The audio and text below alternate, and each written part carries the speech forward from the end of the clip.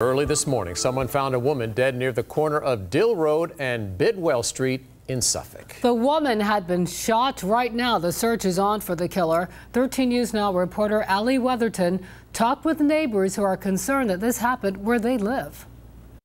Early Monday morning, you don't think it will happen here, but it does. A Suffolk neighborhood became a crime scene. But something like that happened in this neighborhood makes you wonder, like, what's going on with the neighborhood now. Suffolk police say dispatchers received a call shortly after 4:30 a.m. Someone found a woman's body lying in the middle of the road. It's very shocking and surprising. Police got to Dill Road in Bidwell Street and found a woman had been shot. When I got up at 3 and I was up to 4:30 watching TV, I didn't hear nothing, didn't see nothing. Others who live in the area say the same. No one arguing, no one loud talking, nothing. Many think the shooting took place somewhere other than the neighborhood. Maybe she was shot in the car and then dumped off over here. Everyone hoping police find the killer or killers. Now, if you know anything about this incident, contact the crime line at 1-888-LOCK-YOU-UP. In Suffolk, Allie Weatherton, 13 News Now.